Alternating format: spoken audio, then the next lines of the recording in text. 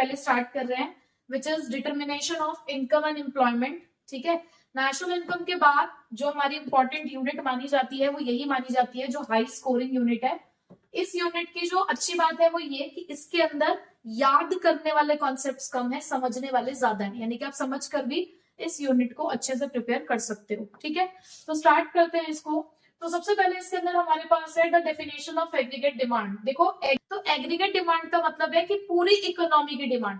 आप जब micro economics में थे तो आप सिर्फ सिंगल कंज्यूमर की बात करते थे, लेकिन अब आप इस साल मैक्रो इकोनॉमिक्स पढ़ रहे हो, और मैक्रो इकोनॉमिक्स की आपने डेफिनेशन ही पढ़ी है, it is the study of economy as a whole, यानी कि यहाँ पर आप पूरी इकोनॉमी को एक साथ पढ़ रहे हो।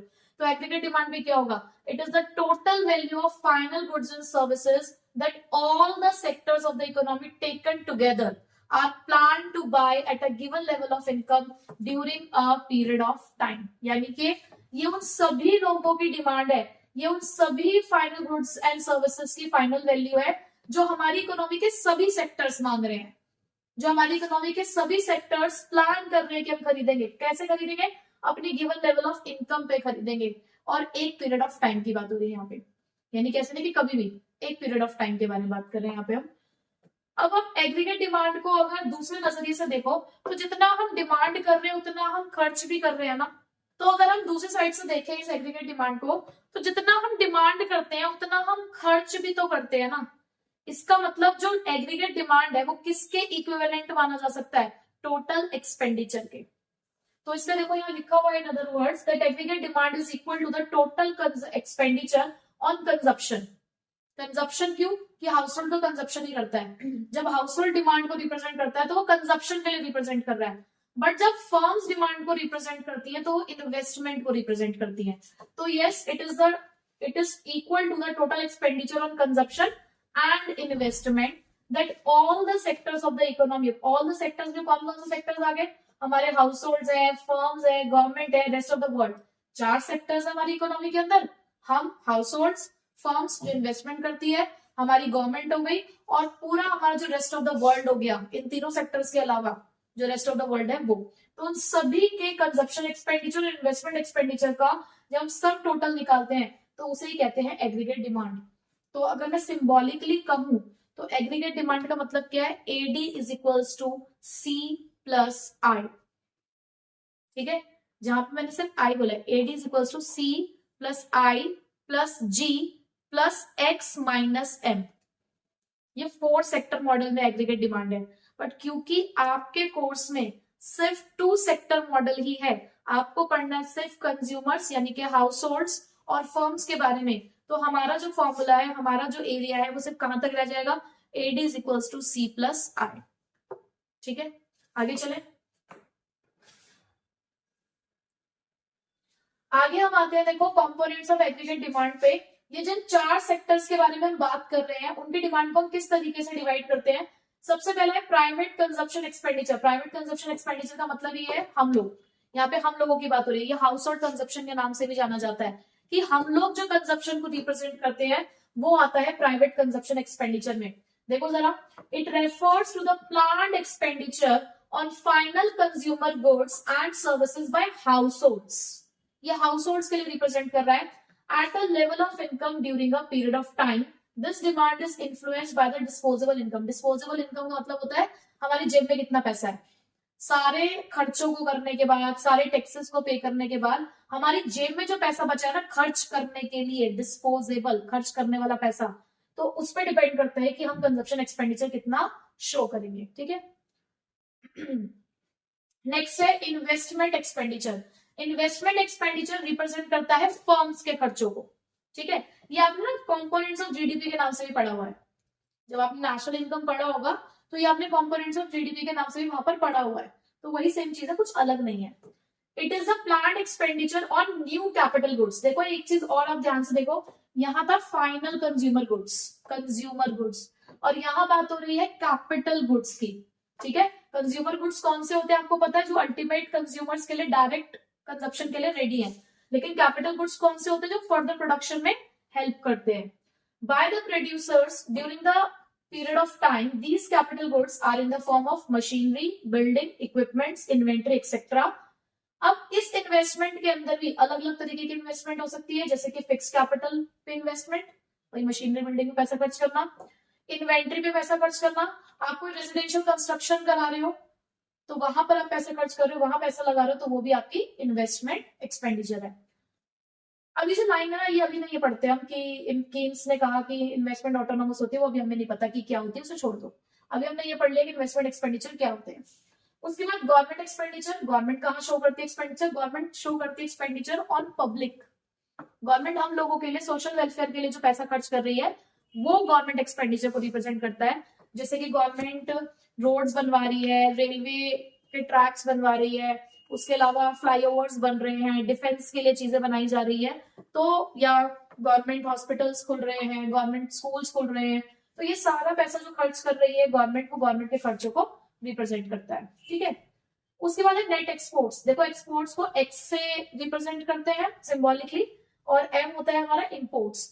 तो एक्सपोर्ट माइनस इंपोर्ट रिप्रेजेंट करता है नेट एक्सपोर्ट्स को।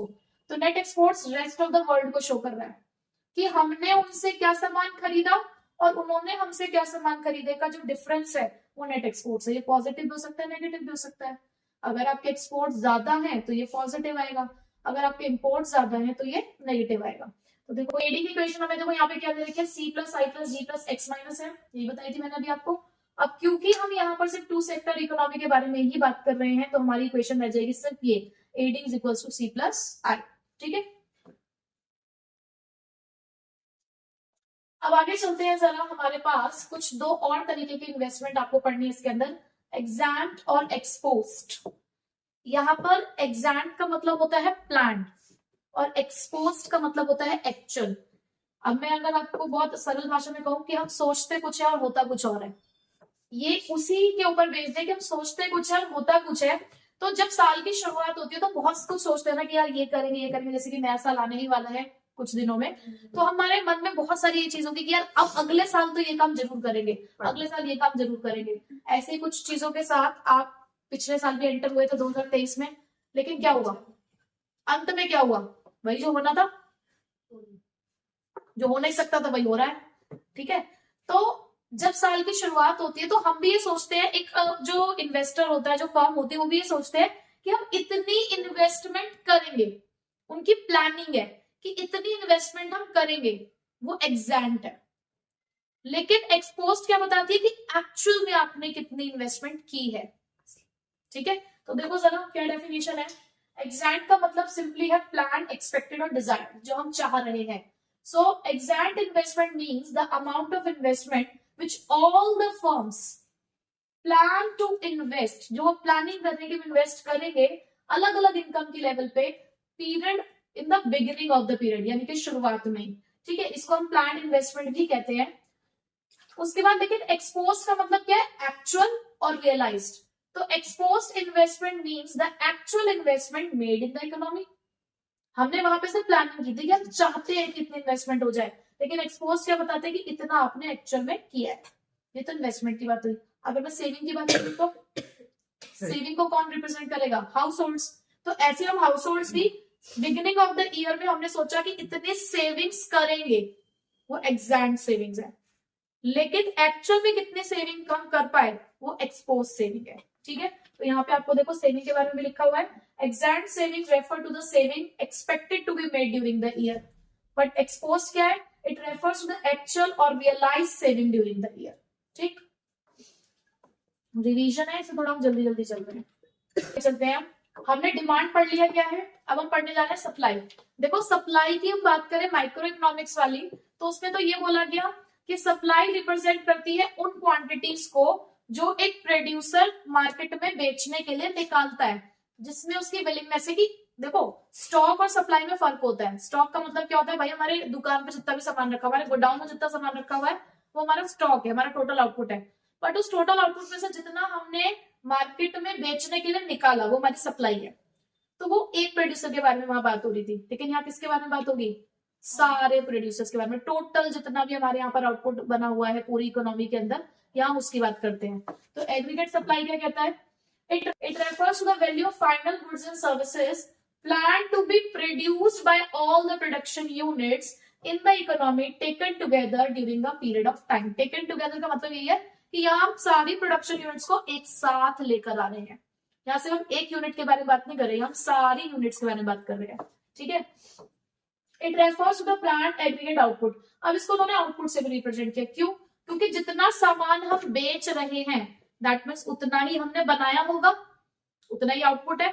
तो आप एग्रीगेट सप्लाई को टोटल आउटपुट भी बोल सकते हो। और जितना आपने एग्रीगेट सप्लाई की होगी, यानी कि जितना सामान आप बेच रहे होगे दैट मीन्स आप उतनी इनकम भी अर्न कर रहे हो, तो एग्रीगेट सप्लाई को हम टोटल इनकम भी कह सकते हैं।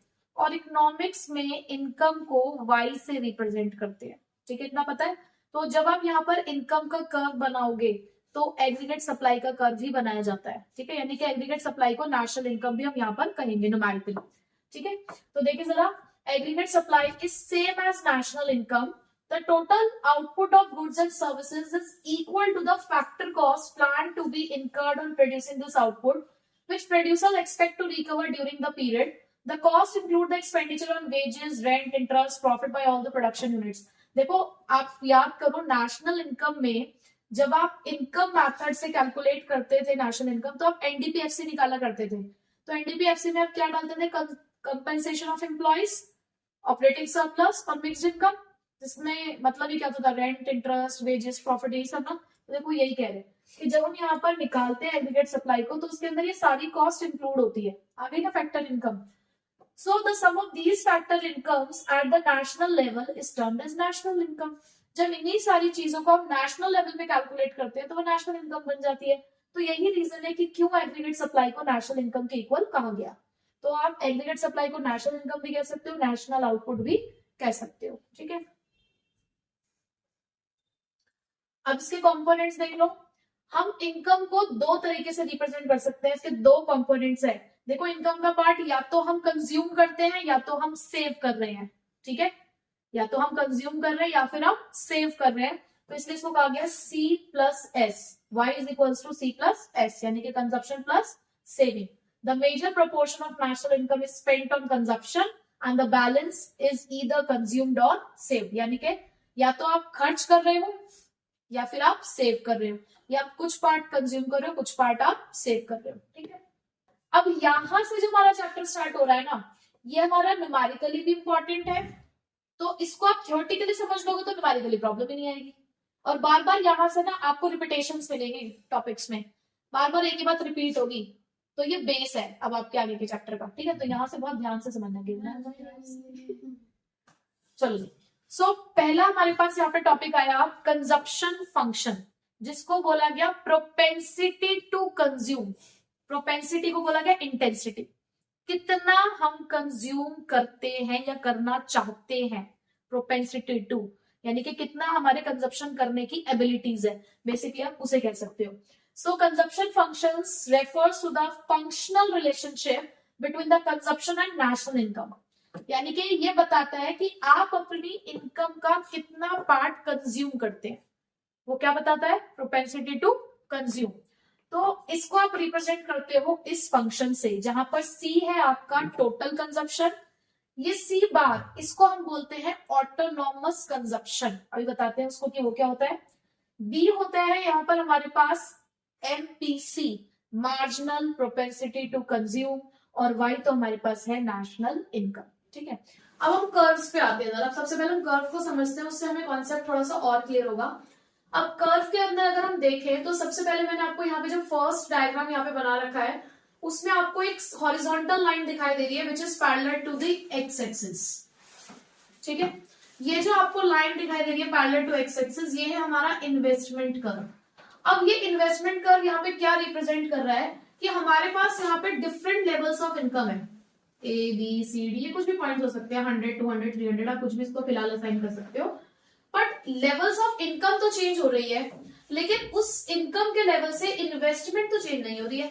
इन्वेस्टमेंट आपको कैसे दिख रही है? बिल्कुल सेम, कांस्टेंट। तो ऐसी इन्वेस्टमेंट को बोला जाता है ऑटोनॉमस इन्वेस्टमेंट। कौन सी इन्वेस्टमेंट है हमारी? ऑटोनॉमस इन्वेस्टमेंट, जो कांस्टेंट रहती है, सेम रहती है at all the levels of income, और ये इन्वेस्टमेंट की जाती है गवर्नमेंट सेक्टर में। तो प्राइवेट सेक्टर में कौन सी इन्वेस्टमेंट की जाती होगी? जो प्राइवेट सेक्टर में इन्वेस्टमेंट की जाती है उसका नाम है इंड्यूस्ड इन्वेस्टमेंट, ठीक है। और इंड्यूस्ड इन्वेस्टमेंट प्राइवेट सेक्टर करता है। और आप बताओ प्राइवेट सेक्टर का मेन मोटिव क्या है? प्रॉफिट। तो वो अपनी इन्वेस्टमेंट को सिर्फ तभी बढ़ाएंगे जब उन्हें प्रॉफिट होगा। तो जैसे जैसे इनकम बढ़ती है प्राइवेट सेक्टर अपनी इन्वेस्टमेंट को बढ़ाता है, तो तब उस इन्वेस्टमेंट को कहा जाता है इंड्यूस्ड इन्वेस्टमेंट, यानी कि वो इनकम के साथ डायरेक्टली प्रोपोर्शनेट है कि जैसे जैसे इनकम बढ़ेगी वैसे वैसे वो वाली इन्वेस्टमेंट बढ़ेगी। लेकिन गवर्नमेंट क्योंकि सोशल वेलफेयर के लिए काम करती है, तो ऐसा माना जाता है कि गवर्नमेंट अपनी इन्वेस्टमेंट चेंज नहीं करती चाहे लेवल ऑफ इनकम कुछ भी हो, ठीक है।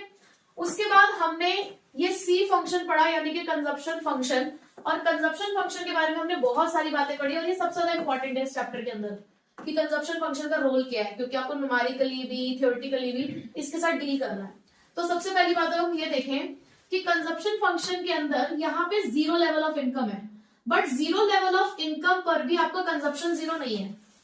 अगर कंजप्शन जीरो होता तो ओरिजिन से स्टार्ट होता, आपका कंजप्शन वाई एक्सिस से स्टार्ट हुआ है। इसका मतलब जीरो लेवल ऑफ इनकम पे भी, at zero level of income पर भी आपका जो कंजप्शन है वो जीरो के इक्वल नहीं है। कुछ कंजप्शन है, ये मिनिमम कंजप्शन है आपके पास टू सर्वाइव। आपको चाहे आपकी इनकम का लेवल जीरो भी क्यों ना हो जाए, आपको सर्वाइवल के लिए कुछ तो कंजप्शन करना ही पड़ता है। ऐसे कंजप्शन को हमने यहाँ पर नाम दिया था क्या? Autonomous consumption. क्या नाम दिया था हमने इसको? क्या नाम दिया है? ऑटोनॉमस कंजप्शन, जिसको हम सी बार से डिनोट करते हैं। और ये कौन से वाला कंजप्शन है? जो जीरो लेवल ऑफ इनकम पे एग्जिस्ट करता है, जो हम करते ही हैं, मिनिमम लेवल ऑफ कंजप्शन, ठीक है। इसके बाद जो आपको ये कंजप्शन दिख रहा है, ये आगे वाला, ये कंजप्शन कहलाता है इंड्यूस्ड कंजप्शन। क्या कहलाता है? Induced consumption. अब इंड्यूस्ड कंजप्शन का मतलब क्या है कि जैसे जैसे आपकी इनकम बढ़ेगी वैसे वैसे कंजप्शन भी बढ़ेगा, बट क्या बिल्कुल सेम प्रोपोर्शन से? नहीं। जैसे जैसे आपकी इनकम बढ़ेगी, यस इट इज ट्रू कि आपका कंजप्शन भी बढ़ेगा, बट कंजप्शन के बढ़ने का जो प्रोपोर्शन होगा वो इनकम के बढ़ने के प्रोपोर्शन से कम होगा। बहुत सीधी सी बात है, बहुत लॉजिकल सी बात है। अगर आपकी इनकम 50,000 रुपए है, आपके घर में फिलहाल 1 लीटर दूध आता है, ठीक है। आप अपने 50,000 की इनकम है, आपके सारे खर्चे हैं, तो आप मैनेज कर रहे हो कि भाई हम अभी फिलहाल 1 लीटर दूध लेते हैं और उसे मेन पर्पस के लिए इस्तेमाल करते हैं, ठीक है। कल को आपकी इनकम डबल हो गई, सपोज करो आपकी इनकम कल को 1 लाख रुपए हो गई, बिल्कुल एकदम डबल हो गई, तो ऐसा नहीं है कि आप पहले 1 कप चाय से गुजारा कर रहे थे, आपने 2 कप चाय पीनी शुरू कर दी है, क्या आप अपना कंजप्शन भी डबल कर दोगे? ऐसा तो नहीं है। अगर आप अपने भूख के हिसाब से ही चीजों को खाते पीते हो ना, तो आपकी नीड उसी हिसाब से चलेगी। अब हो सकता है कि आप 1 लीटर से फिर 1.5 लीटर दूध लाना शुरू कर दो, ये नहीं करोगे कि आप एकदम से 2 लीटर कर दोगे, आप 1.5 लीटर कर सकते हो, ठीक है।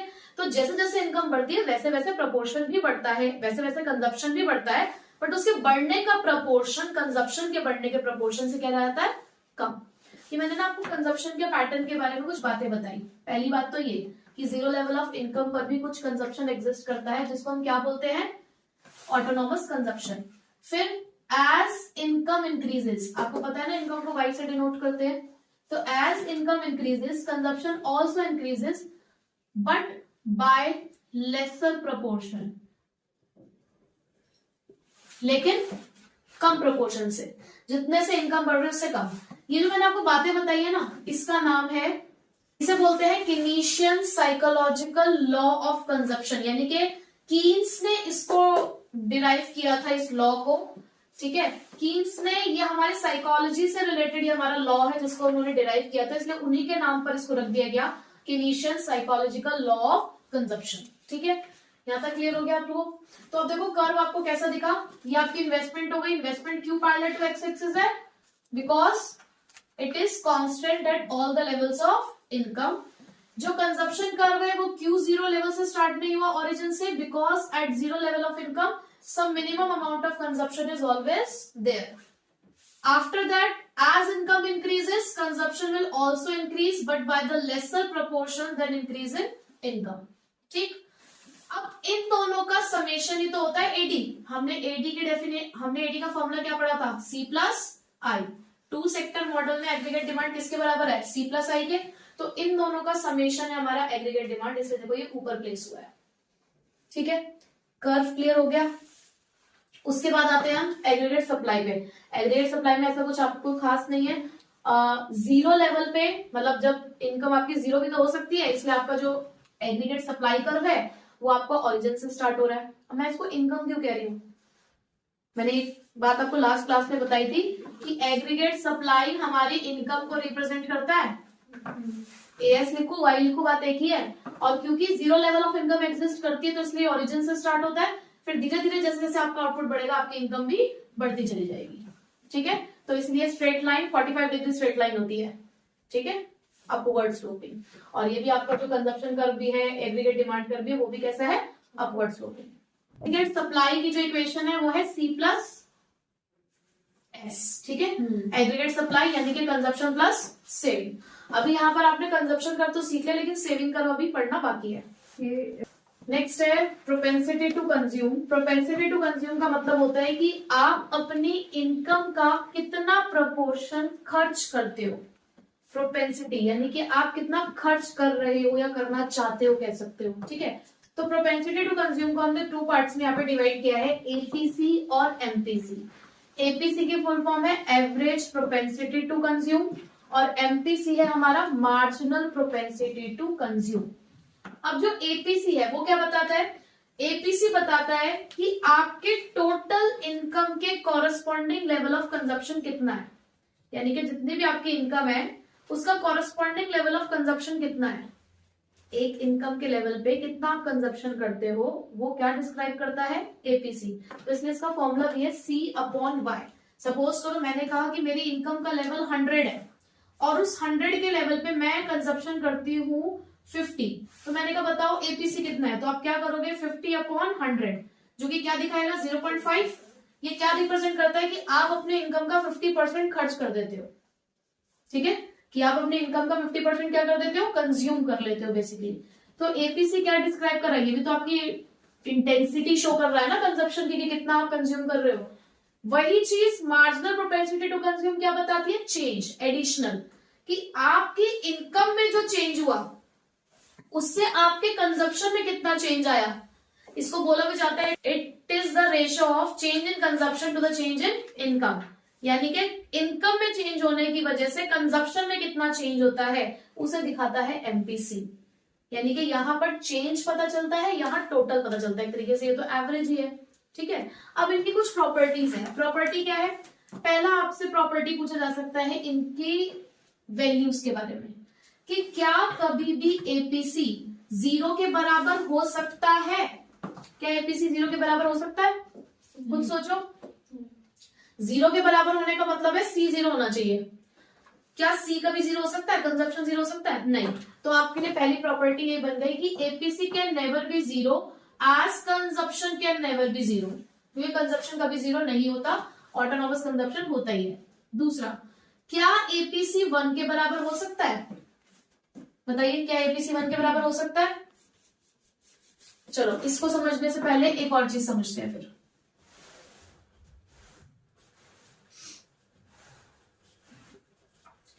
ये हमारा इनकम का कर्व है, ठीक है।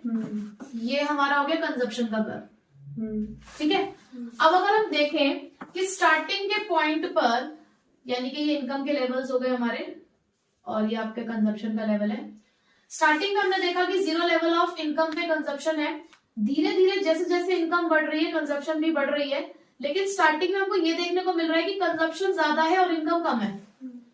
वो तो होता ही, ऑब्वियस सी बात है, स्टार्टिंग में कंजप्शन ज्यादा होता है और इनकम कम होती है, तो ऐसे में हम कुछ सेव नहीं कर पा रहे, सब कुछ खर्च ही हो रहा है।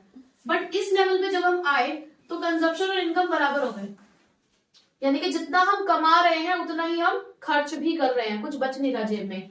फिर धीरे धीरे जैसे जैसे इनकम बढ़ती जा रही है वैसे वैसे कंजप्शन भी बढ़ रही है, लेकिन अब उसके बढ़ने का रेट क्या हो चुका है, कम हो चुका है। तो यानी कि यहाँ पर आकर हमारी कंजप्शन कम हो गई है और इनकम बढ़ चुकी है, ठीक है। ये जो आपने पॉइंट पढ़ा जहां पर इनकम और कंजप्शन बराबर हो जाते हैं, इस पॉइंट को बोलते हैं हम ब्रेक इवन पॉइंट, ठीक है। ये आपको ध्यान रखना है, ब्रेक इवन पॉइंट क्या होता है, जहां पर इनकम और कंजप्शन बराबर होते हैं। अभी इनका भी क्या यूसेज है, अभी थोड़ा सा और आगे हम पढ़ेंगे। ये सब मुझे आपको यहाँ पे पॉइंट समझाना था, इसलिए मैंने फिर भी ग्राफ बता दिया है। तो यस, एपीसी 1 के बराबर हो सकता है क्योंकि कंजप्शन और इनकम बराबर हो सकते हैं। यानी कि जब ये बराबर होंगे तभी तो आंसर 1 आएगा ना। तो क्योंकि ये दोनों बराबर हो सकते हैं इसलिए एपीसी 1 के बराबर हो सकता है। नेक्स्ट, क्या एपीसी ग्रेटर देन 1 हो सकता है? क्या बताइए कब हो सकता है ऐसा ग्रेटर देन 1? अगर सी ज्यादा इनकम से, यानी कि आप कह रहे हो कि सपोज करो सी 4 है और इनकम 3, तो 1 से बराबर हो गया ना। अगर कभी आपको समझ ना आ रहा हो कि भाई ज्यादा हो सकता है या नहीं हो सकता है, तो थोड़ी सी मैथ्स इस्तेमाल कर लो। आप कोई भी नंबर एज्यूम कर लो। हम कह रहे हैं कि क्या सी को हम बड़ा कर देते हैं, सी को हमने बड़ा किया, इसका मतलब 4/3 लिखा, तो आंसर आपका 1 पॉइंट समथिंग आ रहा है ना। इसका मतलब यस, वैल्यू आ सकती है, ग्रेटर देन 1 वैल्यू आ सकती है। कब? जब कंजप्शन इनकम से ज्यादा हो।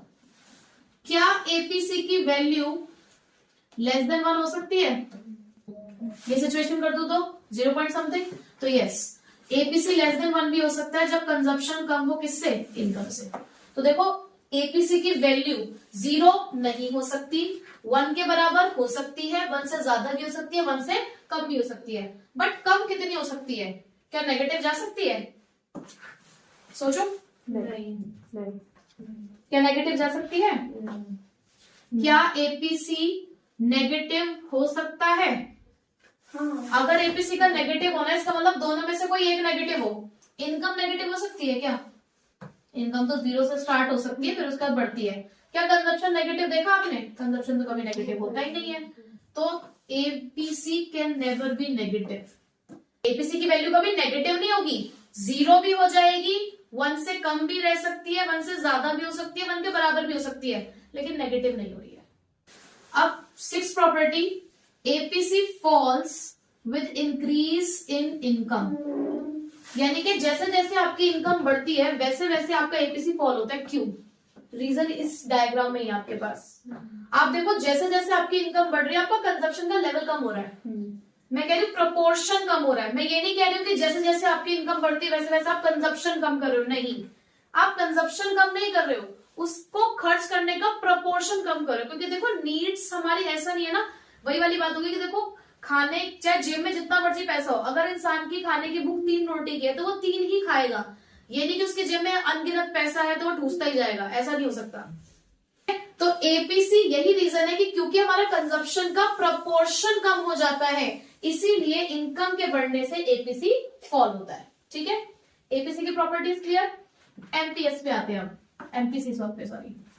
एमपीसी की जो वैल्यू है वो 0 और 1 के बीच में लाई करती है। 0 और 1 के बीच में लाई करती है आपकी जो, मतलब 0 से लेकर 1 तक वेरी करती है आपकी एमपीसी की वैल्यू। तो एमपीसी की वैल्यू 0 और 1 के बीच में हमारी लाई करती है। अब देखो क्यों ऐसा होता है कि अगर आपने अपनी पूरी एडिशनल इनकम कंज्यूम कर ली, पूरी एडिशनल इनकम कंज्यूम कर ली, मतलब सपोज करो आपकी इनकम 100 रुपए से बढ़ी और वही एक्स्ट्रा 100 रुपए आपने खर्च कर दिए, यानी कि जितना आपका डेल्टा वाई था उतना आपका डेल्टा सी है। पता है ना, चेंज को डेल्टा बोलते हैं, जो मैंने साइन बनाया है इसको डेल्टा बोलते हैं। तो जितना आपका चेंज इन इनकम था उतना ही आपका चेंज इन कंजप्शन हो गया। तो भाई जब ये दोनों बराबर हो गए तो आंसर क्या आएगा? 1। या दूसरी सिचुएशन क्या हो सकती है कि आप अपनी एंटायर एडिशनल इनकम को या तो सेव कर लेंगे, और अगर आप इसको सेव कर लेंगे यानी कि आप सिचुएशन ये लाके खड़ी कर रहे हो कि आपकी जो चेंज इन इनकम है वो चेंज इन सेविंग के बराबर है, which means change in consumption is equal to 0। इसका मतलब आपने कुछ कंज्यूम नहीं किया, एडिशनल कंजप्शन नहीं हुआ आपका कुछ भी। तो जब आपका एडिशनल कंजप्शन नहीं हुआ तो यहाँ पर आप 0 लिखोगे, और जब आप यहाँ 0 लिखोगे तो एमपीसी की वैल्यू क्या आ जाएगी? 0। तो मिनिमम वैल्यू है 0, मैक्सिमम वैल्यू है इसकी 1। ठीक है, नेक्स्ट है हमारे पास अब प्रोपेंसिटी टू सेव। जैसे प्रोपेंसिटी टू कंज्यूम क्या बता रहा था? इनकम का वो पार्ट जो हम कंज्यूम कर रहे हैं। इसी तरीके से प्रोपेंसिटी टू सेव क्या बताता है? इनकम का वो पार्ट जो हम सेव करेंगे। तो ये भी 2 पार्ट्स में डिवाइडेड है, एपीएस और MPS. APS means average propensity to save, और एमपीएस क्या है? Marginal propensity to save. जिस तरीके से अगर आपने एपीसी और एमपीसी का कॉन्सेप्ट समझ लिया तो इसमें कोई दिक्कत नहीं है, सेम वही चीजें, बस जहां कंजप्शन लिख रहे थे वहां सेविंग लिख दोगे, लेकिन हाँ प्रॉपर्टीज थोड़ी सी चेंज हो जाएंगी। अब यहाँ पर एपीसी की डेफिनेशन क्या थी? कि एपीसी ये बताता है कि एक गिवन लेवल ऑफ इनकम पे कॉरस्पॉन्डिंग लेवल ऑफ कंजप्शन कितना है। वहीं पर एपीएस क्या बताएगा कि गिवन लेवल ऑफ इनकम पे कॉरस्पॉन्डिंग लेवल ऑफ सेविंग कितना है। ठीक है, यानी कि उस लेवल ऑफ इनकम पे आप कितना पार्ट सेव करते हो।